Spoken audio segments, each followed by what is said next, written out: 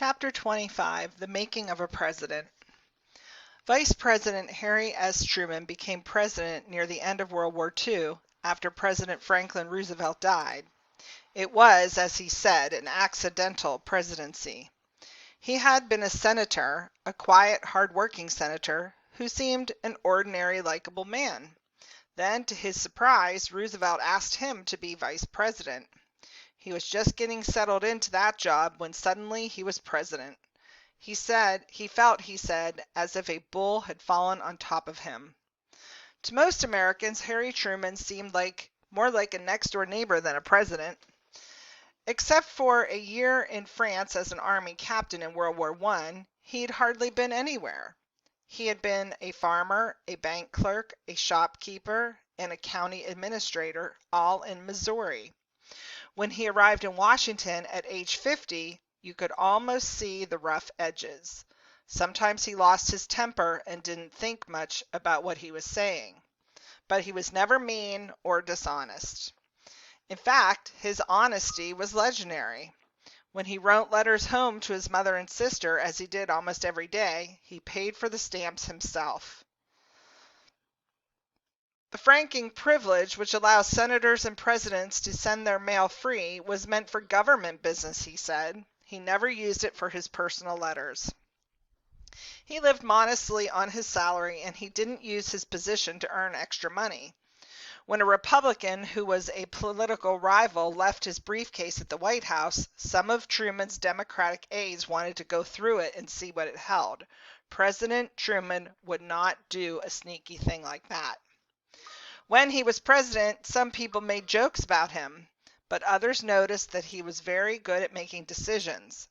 Later, a historian wrote of him, "With more fateful decisions than almost any president in our time, he has made the fewest mistakes."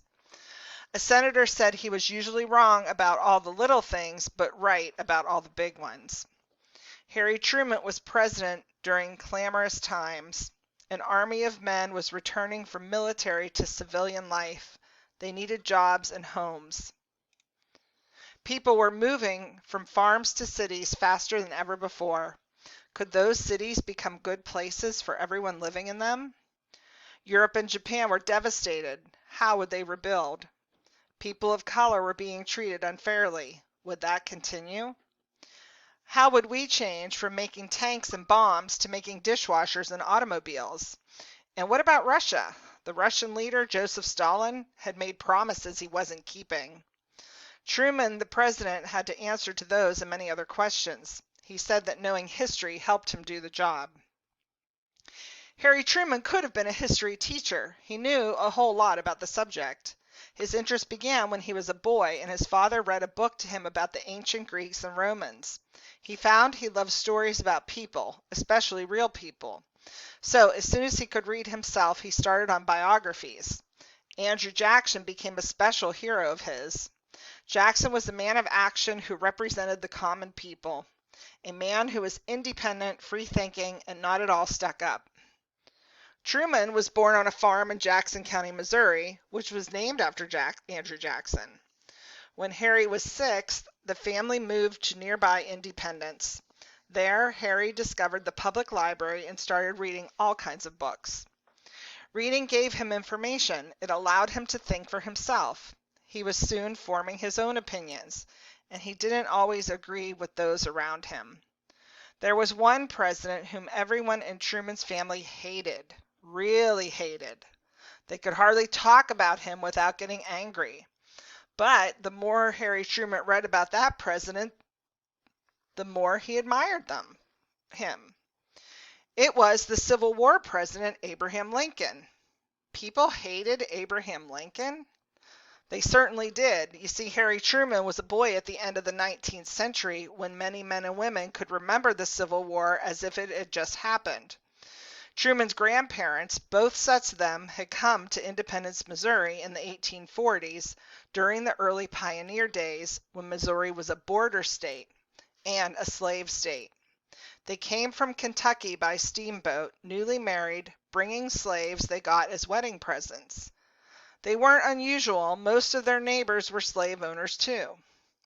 The Kansas-Missouri region was one of the hottest and meanest regions before the Civil War. Some terrible things were done there on both sides. One morning in 1861, while one of Truman's grandfathers, Solomon Young, was away, his grandmother was working on her farm. Suddenly, a band of Union raiders galloped into the yard, ordered her to cook a big meal for them, killed all her chickens and 400 hogs, set fire to the barns, and rode off with the freshly butchered meat, 13 mules, 15 horses, and the family silver. While all this was going on, 11-year-old Martha hid under the kitchen table. 2 years later, Martha and the rest of the family were marched to a Yankee fort where they were kept prisoners. Their home, a white-pillared plantation house, was burned to the ground by Union soldiers. Are you surprised that Martha Young hated Yankees and President Lincoln? Martha was Harry Truman's mother. She grew up to be a strong woman who played the piano well, had a good education, and said what she thought, a trait that she passed on to her son. He was a good piano player too. Once, when she came to visit the White House, the only empty bed was Lincoln's famous one.